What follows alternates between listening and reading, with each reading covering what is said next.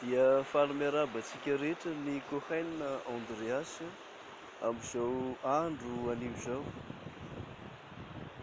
Isaorana betsaka ianareo rehetra izay nanasa ho tonga aty Majunga. Misaorana betsaka amin'ny fatokisana mahakasika ny fitsaboana izay ataoko. Efa hatramin'ny ela no nanirianareo ny fahatongavako teto Majunga, fa tamin'ity farany herinandro ity izany vao tanteraka.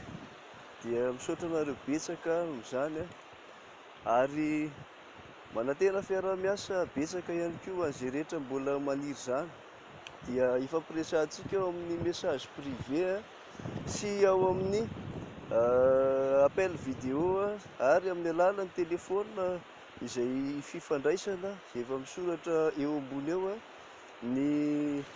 ny fifanarahana rehetra izay ho ataontsika mahakasika an'izany fiaraha-miasa izany zany.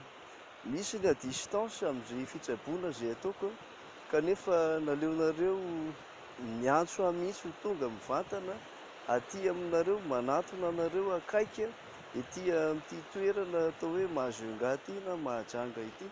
Dia misaotra anareo avy eto Majunga izay nanasa rehetra ahako. Ataoko izao vidéo izao ho saorana anareo ary ihany koa ho fanairana ny rehetra izay mbola mila izany fiaraha-miasa izany ihany koa. Ankoatran'izay ampatsahiviko etoana fa ny Cohen Andreas faly miaran-tsoa dia mamaha ny olana rehetra amin'ny alalan'ny fitsaboana ara-panahy izay ataony.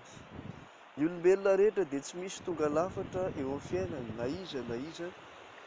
Mila fitsaboana ny fiainana manontolo amin'ny alalan'ny famahana ny olana izay misy avy amin'ny alalan'ny vintana. Jerevana azy aloha, jerevana aloha ny vintana. Io vintana io no misintona sy mandrafitra ny zavatra rehetrarehetra ahafahan'ny olona miaina finaritra, ahafahan'ny olona mahomby amin'izay rehetra ataony sy amin'ny fikasany rehetra.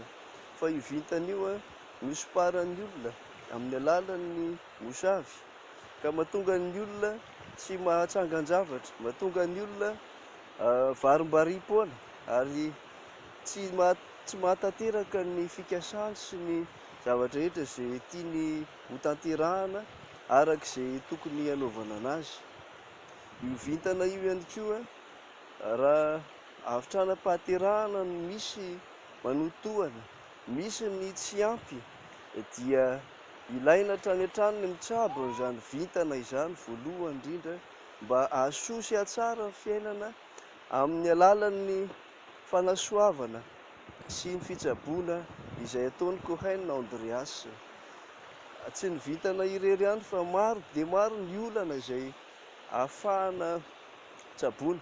Betsaka ianareo ilay manontany fa maninona no mbola tsy maintsy manao consultation aloha ry Cohen Andreas, izay vao afaka miroso amin'ny fitsaboana isika.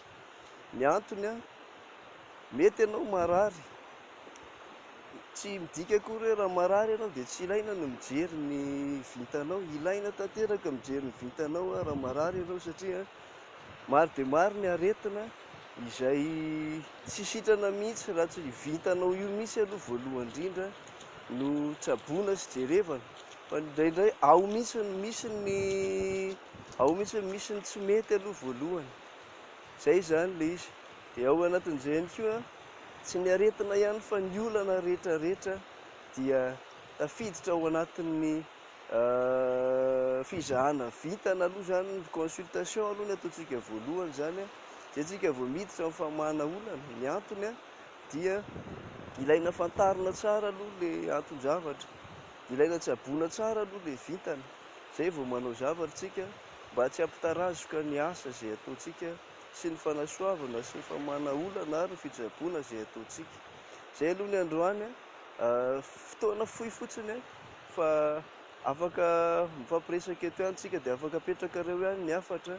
Misy sarany manokana ny consultation, misy sarany manokana ny famahana olana sy ny fanafody.